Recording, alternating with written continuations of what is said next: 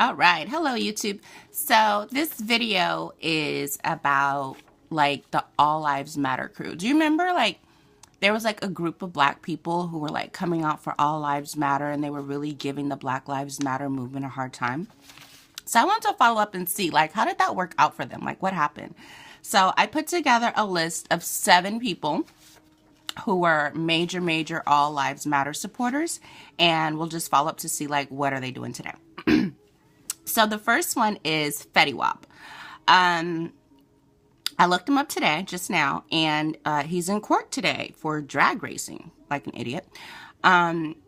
He's also got lots of baby mama drama on YouTube. He had multiple women pregnant at the same time. And then I found a article that says, quote, Fetty Wap drops off the 3rd and final chapter in his For My Fans mixtape series. Whether label issues played a role in it or not, Fetty Wap has been struggling to build enough hype to launch the campaign for his forthcoming sophomore album, King Zoo. So in the meantime, the Jersey sensation has been treating fans to various mixtures and EPs over the past 2 years. What? Most recently sharing the sequel for his My Fans mixtape in October. Having spent the past few months on the road in support of his latest project, Fetty decides to return to the scene today, January 19th, and share his 3rd and final chapter for his My Fans series. Ouch. So clearly, like, his life has been fucked up since he said that shit. He has 12 tracks. He has guest appearances from Remy Boy, Monty, Duke, Sean Garrett, and M80. Like all D-list rappers. Like I don't know, not one of these people. And if you remember, like Fetty Wap was a big fucking deal before he said that shit. So 1. Okay, 2, Keke Palmer. Do you remember her? Okay. So Keke Palmer, I just looked all this stuff up. So about 2 years ago, she has videos that were posted on YouTube, no features at all, that were getting 10 million views. That was 2 years ago, okay? She dropped a track January 12th of this year, and guess how many views? Drum roll, 64,000. She went from 10 million views to 64,000. So I guess it's safe to say that 2 up out of here. All right. The 3rd one is Raven Simone.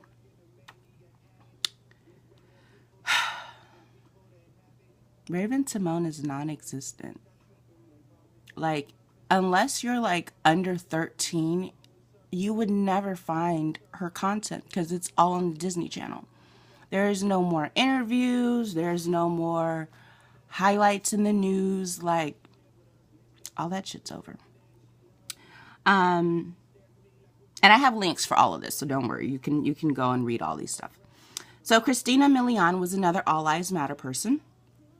And she's another one that's been reduced to Instagram and Snapchat. Like, she's not even a real celebrity anymore. Like, she's not even being invited to red carpets. We're not getting any more looks from her. No more, like, none of that. Just poof, gone. Number 5, I put Floyd Mayweather. And even though he's winning and he won his last big match and he's got all this money, I feel like his influence and his status has died down. I feel like he used to be the guy that like all the women wanted, and you know, there would just be so much more positive comments when it came to like the money team and all that kind of stuff. And I feel like after he did that All Lives Matter shit, it's like, you know, he's just a little coon boy sitting on the side by himself. Okay, so number 6 is The Game. He was another All Lives Matter fool. And I looked him up today. And, of course, the big story is, in addition to his loss, I'm sorry about the loss, but the big story is that he's got some 14-year-old girl pregnant. I'm like, wait, what? And there's some other rapper like so adamant about it, like so adamant. Like he put out a tweet that said like pedophile alert, and he's paying off the mama, and he said that it happened in another country so that he can't be brought up on charges. Like he's in trouble. And of course, like I kept looking for music and there just wasn't any. Like I just kept just searching, going to page 2, page 3, page 4, page, like where is the music? There is no music. Okay. So that's number 6. And then drum roll for number 7. We're counting down the All Lives Matter fools. Number 7 is Lil Wayne. Ooh. Okay. So I looked him up today. Of course, the big headlines is about this 15-year-old boy that he may or may not be the father of. There were article headlines, Lil Wayne's latest legal battle is straight out of a Maury episode. So his life's not going that well either. And so again, I'm like, okay, fuck that. Let me just find the music. What's going on with the music? So I got this article today from the New York Times, okay? It says, considering how integral Lil Wayne is to the DNA of contemporary hip-hop, he's been a ghost of late. A ghost? Ghosts are dead, okay? He's been dead lately. A victim of hip-hop's rapid turnover, intractable label problems, and perhaps his own boredom. So they're blaming him being a ghost on hip-hop's turnover, which he's been in the game since a teenager. There's no turnover. Label problems, which he's always had, and his own boredom. Okay, so they're just saying like they've killed the passion from him. His new mixtape, Dedication 6, which arrived on Christmas, is his only full-length release this year. One of the standout tracks is EXO Tour Life, his remake of Lil Uzi Vert's EXO Tour Life 3. Did you even know he had like an album out? Like, how is this doing? Like, I feel like people used to make a big fucking deal over like Lil Wayne albums, and like Christmas, like that's like 19 days, like that was like almost a month ago. Like I just have not heard that many reviews about it or that much hype at all. So tell me what you think. Like I don't think it's a conspiracy that like I looked up the like All Lives Matter people to see how they were doing, and it just so happened that like every one of their careers is like pretty much non-existent right now and in the garbage. There's way more people, but I did like the famous people that like most people know, so that you kind of remember like, you know, their status and their influence in the culture a few years ago versus today. And I think we all agreed that like Fetty Wap, Keke, Raven Simone, Christina Milian, Floyd, The Game, Lil Wayne, like they've all just, you know, it could be a coincidence. It could have nothing to do with Black Lives Matter, but I do believe that like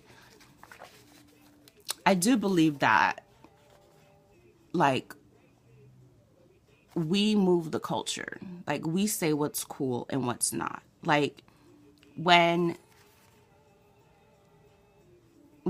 celebrities like that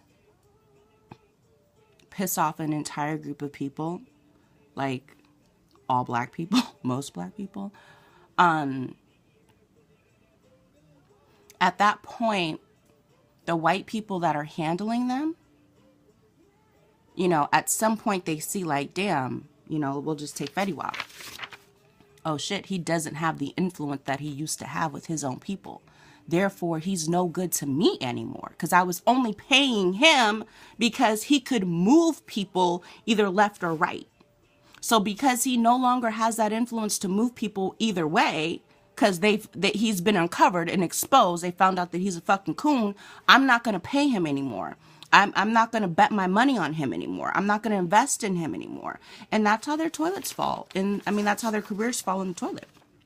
That's my theory. I think that once, like Keke Palmer, like once she no longer had like the black female base behind her, like, you know, anxious about like, you know, all of the content that she's going to produce, what good is she to these executives? They're not paying them to influence their kids. You think the powerful white people would pay that list to influence their kids? Do you think they want Lil Wayne, The Game, Floyd Mayweather, Christina Milian, Raven Simone, Keke Palmer, Fetty Wap influencing their kids? No.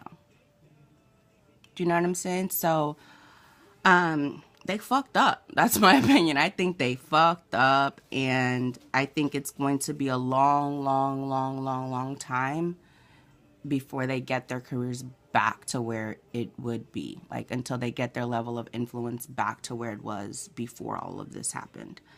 I also have a question about, like, did they get paid for that? Because now that they're not able to get paid because of the things that they've said in support of white supremacy, I just wonder, like, if the white supremacists are going to come back and, like, cut them a check or help them out. I don't know. And I did write down one other note, like, well, I'm going to let it go. I'm just going to stop here. I just want to know your thoughts. Think about it. Look it up. I'm going to drop the links and tell me your thoughts. Bye.